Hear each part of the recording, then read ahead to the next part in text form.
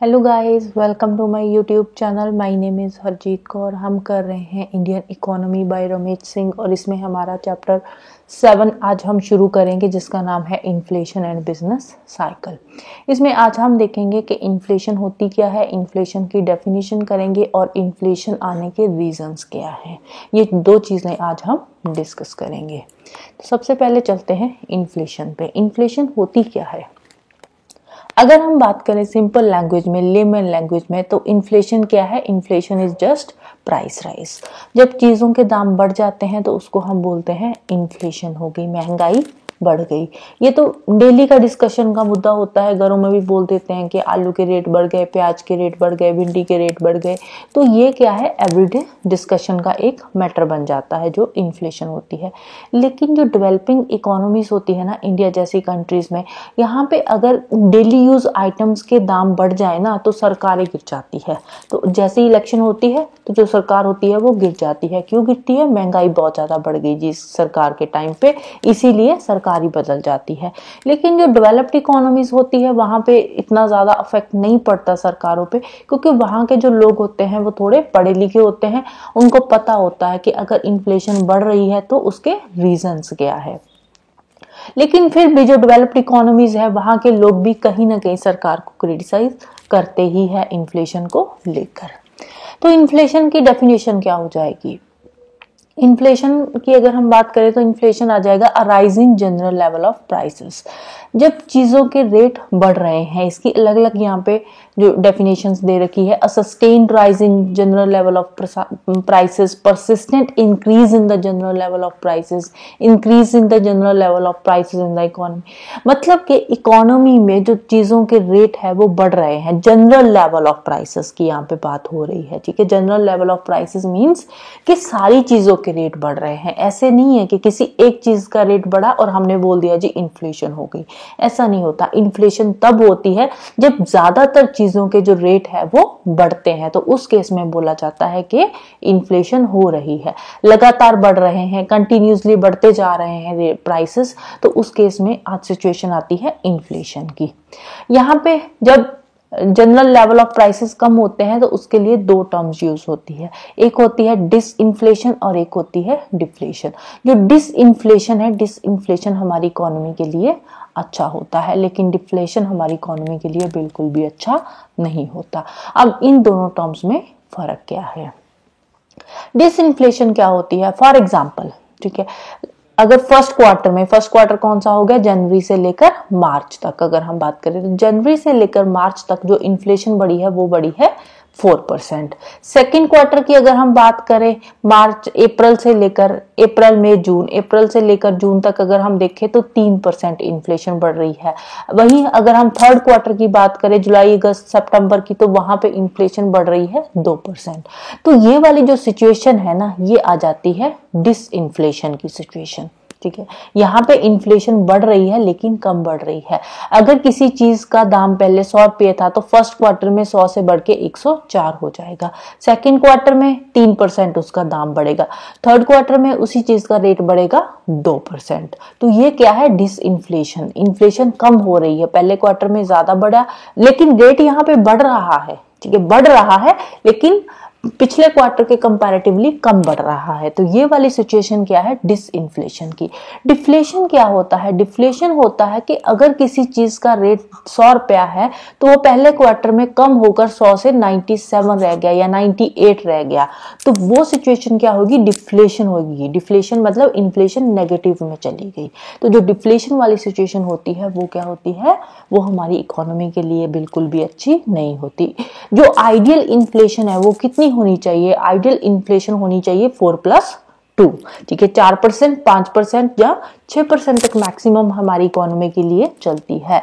लेकिन अगर उससे ज्यादा इन्फ्लेशन बढ़ जाएगी तो वो भी हमारी इकोनॉमी के लिए अच्छी नहीं है। अगर बहुत ज्यादा इन्फ्लेशन कम हो जाएगी तो वो भी हमारी इकोनॉमी के लिए अच्छी नहीं है। अगर डिफ्लेशन आ जाएगा तो डिफ्लेशन के केस में क्या होगा? हमारी इकोनॉमी में स्लो डाउन आ जाएगा, इवन के रिसेशन भी आ सकता है।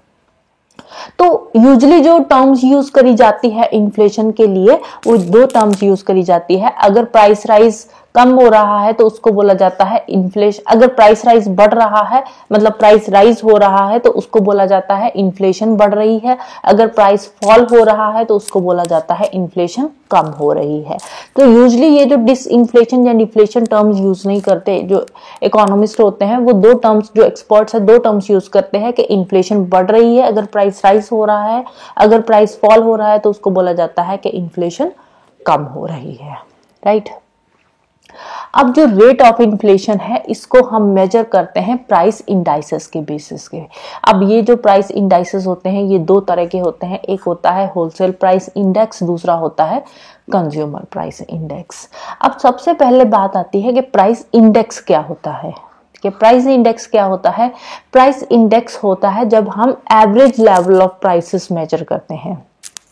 Average level of prices means कि एग्जैक्ट प्राइस क्या है सिंगल गुड का, किसी एक चीज का एग्जैक्ट प्राइस कितना बढ़ रहा है या कितना कम हो रहा है, वो होता है प्राइस इंडेक्स। जो हर एक चीज होती है उसका अलग अलग प्राइस इंडेक्स होता है, और जो गुड्स होती है ना उसको अलग अलग कैटेगरीज में रखा जाता है, और अलग अलग कैटेगरी वाइज फिर उनका हम प्राइस इंडेक्स चेक करते हैं। उसके अकॉर्डिंग फिर देखा जाता है कि जो जनरल लेवल ऑफ प्राइस है वो बढ़ रहा है या कम हो रहा है, जो रेट ऑफ इन्फ्लेशन है वो बढ़ रहा है या कम हो रहा है, कितना बढ़ रहा है या कितना कम हो रहा है। तो जो इन्फ्लेशन है उसको हम डिजिट्स में मेजर करते हैं। अब ये जो प्राइस इंडेक्स है, अब सबसे पहले यहाँ तो रेट ऑफ इन्फ्लेशन का फॉर्मूला दे रखा है, फॉर्मूला हम बाद में करेंगे, पहले हम देखते हैं कि प्राइस इंडेक्स को हम चेक कैसे करते हैं। अब जो प्राइस इंडेक्स है इसमें हम जो गुड्स या सर्विसेज होती है उसको हम अलग अलग कैटेगरी में रखते हैं, अलग अलग कैटेगरी में, लाइक जैसे ग्रोसरी वाली चीजें हो गई या फ्यूल वाले हो गए, फ्यूल की एक कैटेगरी बना दी, जितना भी सारा फ्यूल हो गया उसको एक फ्यूल की कैटेगरी में। ग्रोसरी में क्या आ जाता है, खाने पीने की सारी चीजों की हम एक कैटेगरी बना देंगे, चीनी होगी, गेहूं हो गया, चावल हो गए, दाल हो गई, सारी चीजों की हम एक कैटेगरी बना देंगे, उसको हम रख देंगे ग्रोसरी में, राइट। अब इंडेक्स में हम क्या करेंगे, इन जो हम इंडेक्स लेते हैं प्राइस इंडेक्स, इसमें हम क्या करते हैं, हम उन चीजों का जो हमने एक कैटेगरी ली है ना, एक जो कैटेगरी है कोई भी ले लो या ग्रोसरी वाली कैटेगरी है, तो ये पूरी कैटेगरी का हम जो प्राइस है, ठीक है, पूरे कैटेगरी का प्राइस लेंगे, किसी एक सिंगल चीज का नहीं लेंगे। ऐसे नहीं है कि हम चीनी का अलग ले रहे हैं, साबुन का अलग ले रहे हैं, तेल का अलग ले रहे हैं, और तेल में भी हम अलग अलग ब्रांड्स देख रहे हैं, अलग अलग कैटेगरीज के, ये सरसों का तेल है, ये नारियल का तेल है, ये फलाना तेल है, ऐसा नहीं है, ठीक है। हम सबको एक कैटेगरी में रखेंगे। सपोज ग्रोसरी की कैटेगरी में ये सारी चीजें आ गई, तो ग्रोसरी की कैटेगरी का हम यहाँ पे प्राइस देखेंगे कि लास्ट ईयर में प्राइस कितना था। लास्ट ईयर सपोज 2022 का हम यहाँ पे प्राइस देख रहे हैं, ठीक है। जनवरी 2022 में जो ग्रोसरी की चीजें थी उसका रेट क्या था। जनवरी 2022 में सपोज ग्रोसरी की चीजों का रेट था 100 रुपए, ठीक है, सपोज एग्जाम्पल ले रहे हैं हम, राइट। फिर हम सेम उसके बाद एक साल बाद देखेंगे जनवरी 2023 में, ठीक है। जनवरी 2023 में हम देखेंगे कि ये जो ग्रोसरी की चीजें हैं इसका रेट कितना है। ये जो ग्रोसरी वाली बास्केट हम यहाँ पे ले रहे हैं ना एक कैटेगरी, इसी कैटेगरी का हम प्राइस देखेंगे 2023 में जनवरी में, सेम मंथ में, ठीक है। वहां पे सपोज यहाँ पे इसका रेट हो गया 105 रुपए, सेम ग्रोसरी की बास्केट का रेट जो 2022 में 100 था वो 2023 में होगा 105 रुपए। तो यहाँ पे हम रेट ऑफ इन्फ्लेशन कैसे चेक करेंगे, यहाँ पे हम रेट ऑफ इन्फ्लेशन देखेंगे करंट ईयर का कितना है, माइनस कर देंगे पिछले साल का जिसको बेस ईयर भी बोलते हैं, ठीक है। इसके नीचे हम कौन सा रेट लेंगे, प्राइस लेवल पिछले साल का, जो पिछले साल का प्राइस था वो ले लेंगे, और इसको हम मल्टीप्लाई कर देंगे 100 से। तो इस तरह से हमारे पास निकल कर आएगा रेट ऑफ इन्फ्लेशन, ठीक है। तो यहाँ पे फॉर्मूला क्या दे रखा है, यहाँ पे फॉर्मूला भी वही दे रखा है ना, प्राइस लेवल ईयर एक्स का, जो भी साल चल रहा है उस साल का प्राइस लेवल इन्होंने ले लिया, माइनस प्राइस लेवल ले लिया पिछले साल का, के पिछले साल कितना था, ठीक है। इस साल कितना है 105, पिछले साल कितना था 100 रुपया था, फिर हमने डिवाइड कर दिया पिछले साल वाले प्राइस से, सॉरी पिछले साल वाला यहाँ पे 100 था, तो पिछले साल वाले प्राइस से इसको फिर डिवाइड कर दिया और मल्टीप्लाई कर देंगे 100 के साथ। जो भी हमारे पास आंसर निकल कर आएगा वो होगा रेट ऑफ इन्फ्लेशन। तो इस केस में क्या आ जाएगा, यहाँ पे 5% आ जाएगा इन्फ्लेशन रेट, अगर हम इस केस में देखें, ठीक है। ये तो हमने सिंपल से एग्जाम्पल लिए ना, सिंपल कैलकुलेशन है, हमने कर ली तो हमारे पास आ गया रेट ऑफ इन्फ्लेशन 5%। तो जो हमने रेट ऑफ इन्फ्लेशन यहाँ पे मेजर करा है, ये हमने मेजर करा है डिजिट्स में, राइट। अब जो इन्फ्लेशन होती है वो होती है point to point. Point to point का मतलब क्या होता है कि जो हम एनुअल इन्फ्लेशन चेक करते हैं उसमें जो रेफरेंस डेट्स होती है वो एक पिछले साल की होगी और सेम डेट नेक्स्ट ईयर की होगी। जैसे कि हमने अभी लिया 2022 1 जनवरी की हम डेट लेंगे कि 1 जनवरी 2022 को कितना प्राइस था वही ग्रोसरी वाली बास्केट का, और 1 जनवरी 2023 को सेम जो बास्केट है ग्रोसरी की उसका कितना प्राइस है, ठीक है। तो सेम डेट पे हम चेक कर रहे हैं, एक 2022 का, एक 2023 का। तो कोई भी ईयर हो सकते हैं, ये जरूरी नहीं है कि 22-23 लेंगे, 21-22 ले सकते हो, आगे आने वाले सालों में 23-24, 24-25 कोई भी साल हो सकते हैं, ठीक है। तो 2 कॉन्जिक्यूटिव ईयर्स का जो हम देखते हैं वो होता है inflation measured in point to point. या फिर जो weekly rate of inflation check करते हैं वो भी फिर जो लास्ट वीक का जो लास्ट डे होता है, वीक का लास्ट डे कौन सा होता है, फ्राइडे होता है। जनरली सैटरडे संडे हॉलीडे माना जाता है। तो फ्राइडे को शाम को 5 बजे, फ्राइडे को शाम को 5 बजे कितनी इन्फ्लेशन थी, और फिर नेक्स्ट फ्राइडे को शाम को 5 बजे क्या रेट चल रहा है, वही ग्रोसरी की बास्केट था। तो इस तरह से हम वीकली भी जो इन्फ्लेशन है उसको मेजर कर सकते हैं। तो ये क्या है, इसको बोलते हैं point to point inflation, right. Next आता है व्हाई डज इन्फ्लेशन अकर। अब इन्फ्लेशन होती है, इसके रीजंस क्या है, इसको अब यहाँ पे एक्सप्लेन किया हुआ है। अब ये जो 19th और 20th सेंचुरी में जो हमारे इकोनॉमिस्ट थे उन्होंने अलग अलग एक्सप्लेनेशन दी इन्फ्लेशन को लेकर कि इन्फ्लेशन अक्कर होती है, क्यों होती है। अभी भी इन्फ्लेशन पे डिबेट आगे चल रहे हैं, बहुत सारे एक्सपर्ट्स हमारे इकोनॉमिस्ट अभी भी इस चीज पे बातचीत कर रहे हैं। तो फिलहाल पे के लिए यहाँ पे जो इन्फ्लेशन को 2 पार्ट्स में इसके रीजंस बताए गए हैं। एक तो है प्री 1970, एक है पोस्ट 1970s। अब इन दोनों में फर्क क्या है। प्री 1970s की अगर हम बात करें, 1970 से पहले जो इन्फ्लेशन का आइडिया यहाँ पे दिया हुआ है ना, रीजन जो दे रखे हैं वो दे रखे हैं कनीशियन स्कूल ऑफ थॉट के बेसिस पे, और 1970s के बाद जो रीजंस दे रखे हैं इन्फ्लेशन के वो दे रखे हैं मॉनिटरिस्ट स्कूल के बेसिस पे। अब 1970s से पहले मॉनिटरिस्ट स्कूल अभी आया नहीं था, तो उस टाइम पे कनीशियन स्कूल ऑफ थॉट था, तो उसके बेसिस पे इन्फ्लेशन के यहाँ पे 2 रीजंस बताए हुए हैं। कौन से रीजन है, एक तो है डिमांड पुल इन्फ्लेशन, दूसरा है कॉस्ट पुश इन्फ्लेशन। तो इन दोनों को अब हम यहाँ पे समझेंगे। डिमांड पुल इन्फ्लेशन क्या बोल रहा है। डिमांड पुल इन्फ्लेशन में आता है कि जब डिमांड एंड सप्लाई में मिसमैच आ जाता है, mismatch between demand and supply pulls up prices. अब डिमांड एंड सप्लाई में जब मिसमैच होता है, गैप आता है, तो उससे क्या है, जो जनरल लेवल ऑफ प्राइसेस है चीजों का वो बढ़ जाता है। या तो अब इसमें भी 2 केस आ जाते हैं, या तो फिर डिमांड बढ़ गई, सप्लाई सेम है, सप्लाई उतनी ही आ रही है लेकिन चीज की डिमांड बढ़ गई, या फिर सप्लाई कम हो गई और डिमांड सेम है, तो उस केस में भी डिमांड पुल इन्फ्लेशन देखने को मिलेगी।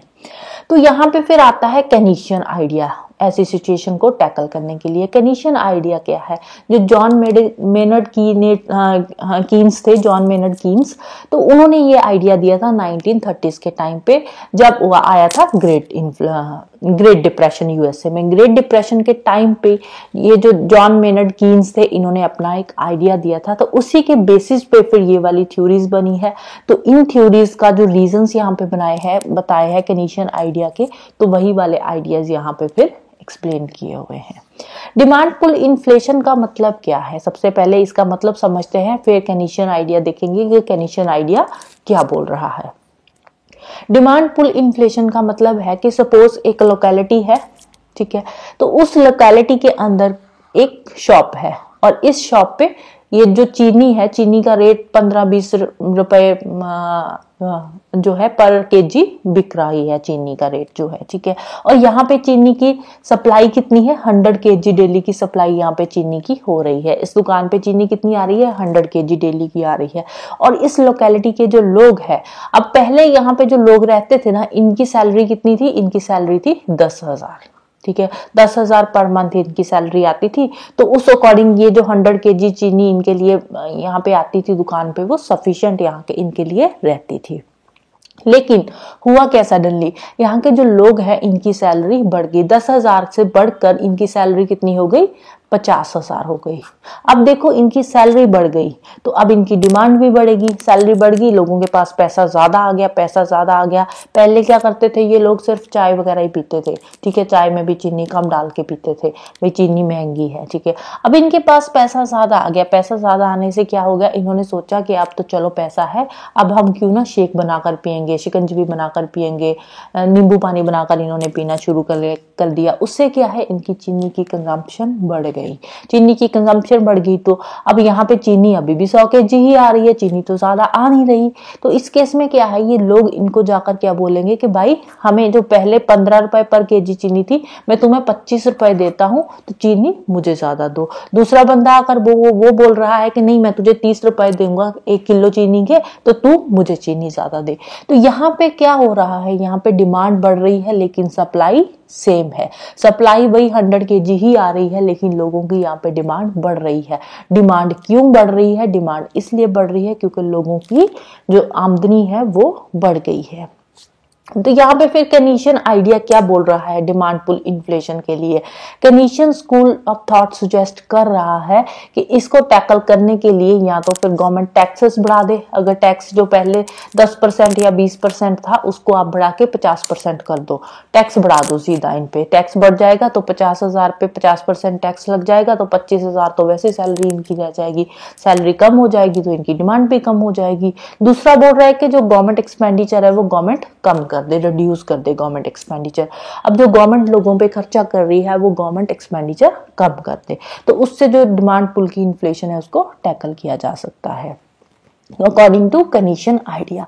लेकिन अगर हम प्रैक्टिकली बात करें तो प्रैक्टिकली ऐसा पॉसिबल नहीं है, क्योंकि जो गवर्नमेंट एक्सपेंडिचर कर रही है ना, गवर्नमेंट गरीब लोगों के लिए एक्सपेंडिचर कर रही है सो दैट कि गरीब लोग जो है वो खाना खा सके। लेकिन यहाँ पे अगर गवर्नमेंट एक्सपेंडिचर ही कम कर देगी तो वहां पे उसका इफेक्ट किस पे पड़ेगा, उसका इफेक्ट पड़ेगा गरीब लोगों के।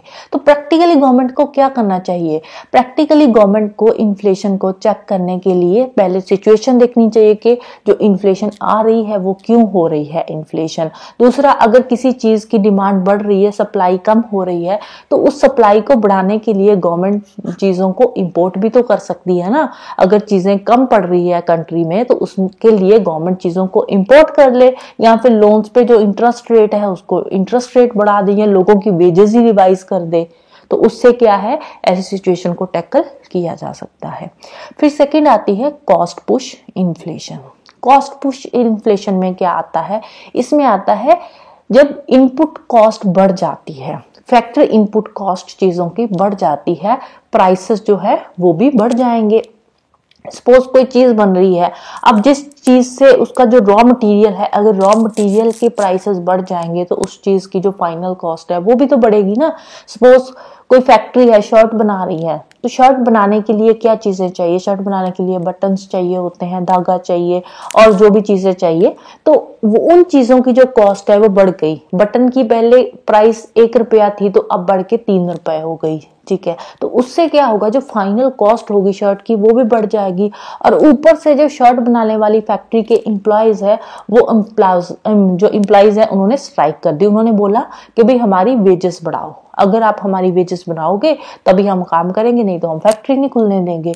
तो उससे क्या है, अब देखो एम्प्लॉयज की वेजेस बढ़ गई और ऊपर से रॉ मटेरियल भी बढ़ गया, तो उससे क्या होगा, इनपुट कॉस्ट बढ़ेगी। इनपुट कॉस्ट किसी चीज की बढ़ेगी तो उसकी फाइनल कॉस्ट भी बढ़ेगी। जब उसकी फाइनल कॉस्ट बढ़ेगी तो ऐसी सिचुएशन को बोलते हैं कॉस्ट पुश इन्फ्लेशन। अब केनीशियन स्कूल ऑफ थॉट क्या बोल रहा है, केनीशियन स्कूल ऑफ थॉट ने क्या सुजेशन दिया कि controls on prices and incomes are direct way of checking such an inflation, कि आप प्राइस को कंट्रोल करो और इनकम को कंट्रोल करो सो दैट कि इन्फ्लेशन को हम कम कर सके। जो एम्प्लॉयज की इनकम है उसको आप चेक करो, ऐसे नहीं है कि एम्प्लॉयज बोल रहे हैं आप उनकी वेजेस बढ़ाते चले जा रहे हो, ऐसा नहीं होना चाहिए। या फिर जो लोग हैं, लोगों की परचेजिंग पावर इंक्रीज करो, जो लोग चीज खरीद रहे हैं तो उन्हीं की इनकम आप रिवाइज कर दो, उनकी इनकम आप बढ़ा दो सो दैट कि लोग ज्यादा रेट पे भी चीजों को खरीद लें, ठीक है। सेकेंडली इन्होंने बोला कि जो ट्रेड यूनियंस है, अब ट्रेड यूनियंस वाले पहले होते थे ना, ट्रेड यूनियंस वाले धरने लगा देते थे कि जी नहीं, हमारी तो वेजेस, अगर लेबर यूनियन की वेजेस नहीं बढ़ेगी तो हम आपकी फैक्ट्रीज नहीं खुलने देंगे। तो जो कहती है ट्रेड यूनियन वाले की मोनोपोली है, इसको खत्म करो। अगर आप इसको खत्म करोगे तभी कॉस्ट पुश इन्फ्लेशन को कम किया जा सकता है। लेकिन गवर्नमेंट क्या बोल रही है? अगर उस टाइम पे गवर्नमेंट की बात करें, ऐसी सिचुएशन को टैकल करने के लिए आप ट्रेड यूनियंस की मोनोपोली खत्म करने की बात कर रहे हो, या लोगों की इनकम इंक्रीज करने की बात कर रहे हो, प्राइसेस कंट्रोल करने के लिए सजेशन दे रहे हो, इससे बेटर है कि आप गवर्नमेंट को बोलो कि अपनी जो एक्साइज ड्यूटी है उसको कम कर दे, कस्टम ड्यूटी जो रॉ मटेरियल पे लग रही है उसको कम कर दो, वेज रिविजन्स कर दो। ठीक है। एम्प्लॉयज की, सपोज एम्प्लॉयज बोल रहे हैं, पहले वो 5,000 महीना पे काम कर रहे हैं, एम्प्लॉयज बोल रहे हैं जी हमें 8,000 चाहिए, तो आप 5 की बजाय 6,000 कर दो, उसका 8,000 एकदम से इतनी ज्यादा उनकी वेजेस मत बढ़ाओ। जो रॉ मटेरियल आप ला रहे हो, रॉ मटेरियल पे अगर आप एक्साइज ड्यूटी कम कर दोगे, कस्टम ड्यूटी कम कर दोगे, तो उससे रॉ मटेरियल का जो रेट है वो ऑटोमेटिकली कम हो जाएगा। राइट। फिर नेक्स्ट बात करते हैं पोस्ट 1970s की। पोस्ट 1970s की बात करें तो उस टाइम पे आया था monetaristic school of thought. Early 1970s में ये मॉनेटरिज्म डेवलप हो गया था। अब ये जो मॉनेटरिज्म है ये केनीशियन आइडिया के ऑपोजिट बात करता है, केनीशियन आइडिया को अपोज कर रहा है कि जो केनीशियन आइडियाज थे, जो हमारी इन्फ्लेशन को चेक करने के लिए जो केनीशियन आइडियाज आए थे वो गलत थे। अब इन्होंने अपने कुछ मॉनेटरिज्म ने आइडियाज दिए। अब इसमें भी फिर वही दो चीजें आती है, demand pull and cost push inflation. अब ये जो मॉनेटरिस्टिक स्कूल ऑफ इकोनॉमिक्स है ये क्या बोल रहा है डिमांड पुल इन्फ्लेशन में? मॉनेटरिज्म बोलता है कि जो डिमांड पुल इन्फ्लेशन है वो क्या है, is a creation of extra purchasing power to the consumer over the same level of production. मतलब कि प्रोडक्शन तो उतनी ही हो रही है लेकिन लोगों की परचेजिंग पावर यहाँ पे बढ़ रही है। ठीक है, लोगों की परचेजिंग पावर बढ़ रही है, लोगों के पास पैसा आ रहा है, तो वो एक्स्ट्रा चीजें खरीदेंगे ना, एक्स्ट्रा चीजें खरीदेंगे तो उस केस में आएगी डिमांड पुल इन्फ्लेशन। लेकिन प्रोडक्शन सेम है, लोगों की परचेजिंग पावर बढ़ी तो लोगों ने चीजें ज्यादा लेनी शुरू कर दी। तो ऐसा क्यों होता है? ऐसा तब होता है जब वेज रिवीजन होती है। अब ये जो वेज रिवीजन होती है ये माइक्रो लेवल पे होती है। माइक्रो लेवल पे कैसे होती है? क्योंकि देखो जो वेज रिवाइज होती है ऐसे तो है नहीं कि सेंट्रल गवर्नमेंट ने अनाउंस कर दिया कि जितने भी एम्प्लॉयज है, चाहे प्राइवेट हो चाहे गवर्नमेंट सेक्टर के एम्प्लॉयज हो, सबकी तनख्वाहें एकदम से आप 20% बढ़ा दो, ऐसा पॉसिबल नहीं है। हर एक सेक्टर में जो वेज रिवीजन होती है उसके अलग अलग पैरामीटर्स होते हैं जिनके बेसिस पे जो एम्प्लॉयज है उनकी वेज रिवाइज करी जाती है, उनकी जो सैलरीज है वो बढ़ाई जाती है। तो ये क्या होता है, जो वेज रिवीजन होती है ना ये माइक्रो लेवल पे होती है। दूसरा इसका रीजन आता है डेफिसिट फाइनेंसिंग। डेफिसिट फाइनेंसिंग जो होती है ये मैक्रो लेवल पे होती है। डेफिसिट फाइनेंसिंग क्या होती है? डेफिसिट फाइनेंसिंग होती है कि सपोज गवर्नमेंट के पास टैक्स का पैसा इकट्ठा होकर आया है 100 करोड़, लेकिन गवर्नमेंट ने लोगों पे खर्च किया है 103 करोड़। तो ये क्या है? ये डेफिसिट फाइनेंसिंग है। जो सरकार है वो घाटे में जा रही है, डेफिसिट में आ रही है। 100 करोड़ आया, 103 करोड़ उसने खत्म कर दिया। अब ये जो उसने एक्स्ट्रा पैसे गवर्नमेंट ने खर्च किए हैं, ये एक्स्ट्रा पैसे कहाँ से आए? या तो उसने गवर्नमेंट ने करेंसी प्रिंट करी है, या फिर जो एक्स्ट्रा पैसे आए हैं वो बोरो करे हैं, कहीं बाहर से बोरो करे हैं, तभी आया ना। तो इसी केस में क्या होगा? डेफिसिट फाइनेंसिंग होगा। अब ये जो एक्स्ट्रा परचेजिंग पावर कंज्यूमर की बढ़ रही है, प्रोडक्शन सेम हो रही है, तो एक्स्ट्रा परचेजिंग पावर से जो लोग हैं वो ज्यादा चीजें कंज्यूम करने लगेंगे। फॉर एग्जांपल, पहले क्या होता था जब लोगों की तनख्वाह कम होती थी, सपोज कोई पर्सन है, एक लोकेलिटी है, लोकेलिटी में जो लोग रहते हैं, पहले उनकी तनख्वाह थी, एवरेज जो सैलरी थी वो 10,000 थी, राइट। तो 10,000 में जो कुछ लोग तो थे, चलो उनके खर्चे कम थे, वो पनीर खाते थे, इनमें से कुछ लोगों की 10 में से 5 भी होगी, कुछ की 15 होगी, कुछ की 20 भी होगी, ठीक है, एवरेज हम बात कर रहे हैं। तो यहाँ पे जिसकी सैलरी ज्यादा थी वो क्या कर रहा है? वो पनीर खरीद कर खा रहा है। जो नॉर्मल लोग हैं जिनकी तनख्वाह कम है, 10 से कम है, तो वो क्या खा रहे हैं? वो नॉर्मल जो दाल सब्जी घर पे बनती है वही खा लेते हैं। अब क्या हुआ? एकदम से लोगों की सैलरी बढ़ गई। ये जिसकी 10,000 तनख्वाह थी उसकी हो गई 20,000, ठीक है। जिसकी 5 थी उसकी हो गई 15,000। अब लोगों की एकदम से जब तनख्वाह बढ़ेगी तो लोगों की परचेजिंग पावर बढ़ेगी। अब जिसकी ये 20,000 सैलरी है 15 होगी, ये भी अब सोचेगा कि क्यों ना पनीर खाया जाए। लेकिन पनीर की सप्लाई कितनी है? पनीर की सप्लाई तो उतनी ही है ना जितनी पहले थी, लेकिन अब लोगों की परचेजिंग पावर बढ़ी तो उन्होंने सोचा क्यों ना हम भी कुछ अच्छा खाएं। तो अच्छा खाने के चक्करों में वो भी पनीर लेकर खाने लगे। तो यहाँ पे क्या आ रहा है? यहाँ पे गैप आ रहा है, डिमांड पुल इन्फ्लेशन क्रिएट हो रही है। तो यहाँ पे एक्स्ट्रा मनी आ रही है लोगों के पास। जब लोगों के पास एक्स्ट्रा मनी आएगी, लोगों की परचेजिंग पावर बढ़ेगी तो डिमांड बढ़ेगी, लेकिन प्रोडक्शन सेम है, तो यहाँ पे डिमांड पुल इन्फ्लेशन हो जाएगी, राइट। तो too much money chasing too little output, output कम हो रही है, यहाँ पे पैसा लोगों के पास ज्यादा आ रहा है, राइट। फिर नेक्स्ट आती है cost push inflation. Cost push inflation क्या है? अब यहाँ पे ये बोल रहे हैं कि जो कॉस्ट पुश, जो मॉनिटरिस्ट है, ठीक है, पहले कनीशन ने क्या बोला था कि कॉस्ट पुश इन्फ्लेशन अलग है, डिमांड पुल इन्फ्लेशन अलग है, दोनों का आपस में कोई लेना देना नहीं है। लेकिन जो मॉनिटरिस्ट स्कूल ऑफ इकोनॉमिस्ट है ये क्या बोल रहा है? ये बोल रहा है कि जो कॉस्ट पुश इन्फ्लेशन है ये truly independent theory of inflation नहीं है, ये इंडिपेंडेंट इन्फ्लेशन नहीं है। इसके जो कॉस्ट पुश इन्फ्लेशन आती है ये कहीं ना कहीं डिमांड पुल इन्फ्लेशन पे डिपेंड करती है। अब यहाँ पे भी सेम वही आ रहा है कि एक्स्ट्रा मनी आ रही है। अब ये जो एक्स्ट्रा पैसा लोगों के पास आ रहा है ये कहाँ से आ रहा है? ये गवर्नमेंट के थ्रू आ रहा है। गवर्नमेंट ने वेज रिवीजन करी है, वेज या फिर पब्लिक बोरोइंग्स करी है, करेंसी प्रिंट करी है, जैसे भी गवर्नमेंट ने किया, लोगों के पास एक्स्ट्रा पैसा आया। जब एक्स्ट्रा पैसा आया तो उससे क्या होगा? उससे कंज्यूमर की परचेजिंग पावर तो बढ़ रही है, लेकिन जो प्राइस राइज है उसका उस पर कोई फर्क नहीं पड़ रहा। अब कई बार पता क्या होता है? कई बार होता है कि जो चीजें होती है, जो कमोडिटीज होती है, उनका रेट बढ़ता है, लेकिन लोगों की जो सैलरी है वो चाहे सेम है फिर भी वो चीजें खरीदते हैं। ऐसा क्यों होता है? क्योंकि कुछ एसेंशियल गुड्स होती है, जो एसेंशियल गुड्स होती है ना, उसका चाहे प्राइस बढ़ भी रहा है फिर भी उसकी डिमांड कम नहीं होती, ठीक है। जो डिमांड है, डिमांड सेम रहती है, डिमांड कम नहीं हो रही, लेकिन उसका प्राइस बढ़ रहा है, प्राइस बढ़ रहा है, डिमांड फिर भी सेम है, ठीक है। तो ये किस केस में होता है? ये होता है एसेंशियल गुड्स के केस में। अब जो चीजें एसेंशियल है वो तो लोग लेंगे ही ना, चाहे उसका प्राइस बढ़ ही रहा है, ठीक है, फिर भी उनकी जो डिमांड है वो सेम रहेगी, लेकिन सप्लाई उसकी कम है। तो ये वाली जो सिचुएशन आती है ये आती है कॉस्ट पुश इन्फ्लेशन की। तो कॉस्ट पुश इन्फ्लेशन में ये मॉनिटरिज्म जो स्कूल ऑफ थॉट है ये क्या बोल रहा है?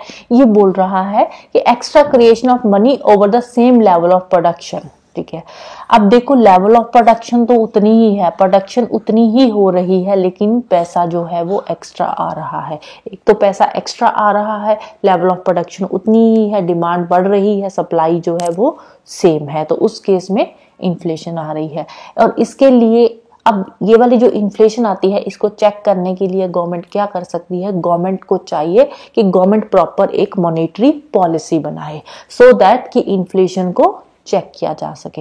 मॉनेटरी पॉलिसी में गवर्नमेंट क्या करेगी? मनी सप्लाई को चेक करेगी, इंटरेस्ट रेट चेक करेगी, करेंसी प्रिंट ज्यादा नहीं करनी उस पे चेक करेगी, पब्लिक बोरोइंग्स को थोड़ा कम करेगी। अब ये जो इन्फ्लेशनरी जो प्रेशर को इकोनॉमी में चेक करने की सिचुएशन होती है ये कौन करता है? ये करता है आरबीआई। तो यहाँ पे जो मॉनिटरिस्ट स्कूल ऑफ थॉट है ये कनीशन थ्योरी ऑफ इन्फ्लेशन को टोटली रिजेक्ट कर रहा है, राइट। तो इसके साथ ही आज की वीडियो हम खत्म करते हैं। नेक्स्ट हम करेंगे मेजर्स टू चेक इन्फ्लेशन। तो जाने से पहले वीडियो को लाइक कर देना, शेयर कर देना और चैनल को सब्सक्राइब कर लेना। Thank you, bye bye and have a nice day.